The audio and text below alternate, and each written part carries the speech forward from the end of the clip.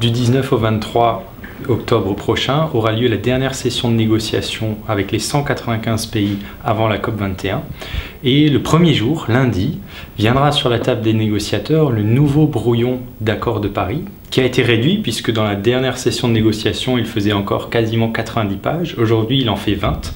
C'est un texte avec lequel on peut travailler, mais c'est un texte que les pays n'avaient pas vu pour l'instant. Ce sont les deux coprésidents qui l'ont écrit. Donc lundi, on saura est-ce que ce texte est accepté par les pays comme une base de négociation ou est-ce qu'il va être rejeté.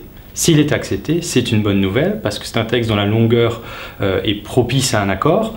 En revanche, en termes de contenu, c'est encore un peu une coquille vide. C'est-à-dire que, on va dire, d'un point de vue stratégique, les deux rédacteurs du texte ont mis des choses qui font plaisir aux uns et pas plaisir aux autres, et inversement, en espérant aussi que c'est une façon de le faire accepter.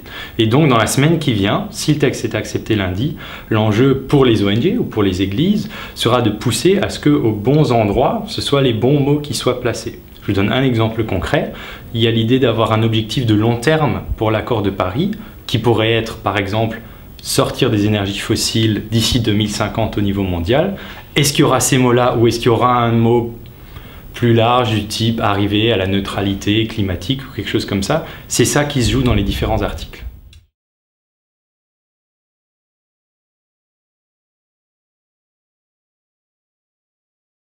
Donc, un des processus particuliers politiques vers Paris, c'est non seulement la rédaction de textes, mais c'est aussi les contributions que les pays apportent sur la table en disant, par exemple, je vais réduire mes émissions de 40% en 2030 par rapport à 1990. Et l'ensemble de ces contributions prises ensemble doivent permettre de rester, dans l'idéal, sous les 2 degrés Celsius. Or, avec les contributions qu'il y a aujourd'hui, qui représentent un peu plus de 90% des émissions mondiales, donc on a une vision quand même à laquelle on peut accorder de la confiance, eh bien on est sur une trajectoire de 2,7 à 3 degrés Celsius. À supposer aussi que ce qui est annoncé soit respecté. Donc à ce jour, on n'est pas sous les 2 degrés, mais l'on peut espérer que l'accord de Paris mette en place des processus et des mécanismes et des règles qui permettent dans les années qui viennent de revenir sur la trajectoire des 2 degrés Celsius. Je m'explique. Une des idées qui fait consensus aujourd'hui, ce serait que tous les 5 ans, les pays doivent revoir leur ambition et revoir leurs objectifs. Si ça s'est adopté, et s'il est adopté que non seulement il faut le revoir, mais qu'il faut venir avec des chiffres plus ambitieux, eh bien on a peut-être un mécanisme, une architecture du protocole qui permettent de revenir sur une trajectoire de 2 degrés. Donc c'est notre espérance et c'est ce pourquoi poussent les églises.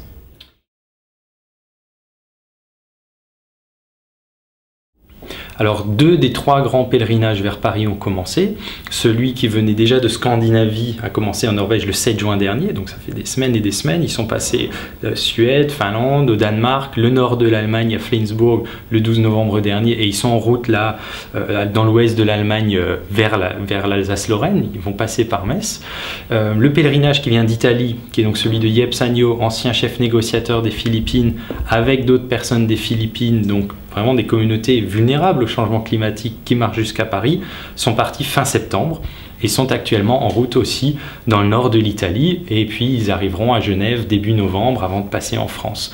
L'idée vraiment de ces pèlerinages, c'est non seulement d'avoir une marche, mais une marche avec un caractère spirituel. C'est-à-dire on s'arrête dans des lieux soit d'espérance sur le climat, soit aussi de souffrance. Je sais qu'en Allemagne, par exemple, ils s'arrêtent à une usine de charbon en disant voilà, ça c'est ceux dont nous souhaitons nous éloigner, c'est la grande transition énergétique allemande, puis des lieux d'espérance.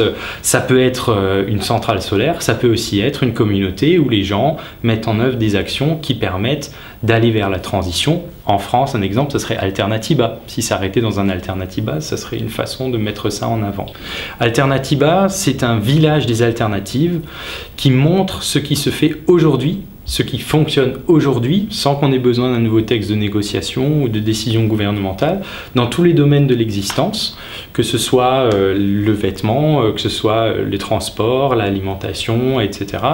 Et que les gens peuvent mettre en œuvre. Donc ça se veut comme, je ne vais pas dire un marché des solutions, mais un peu quelque chose comme ça. On peut venir puiser de l'inspiration et des idées pour sa vie de tous les jours.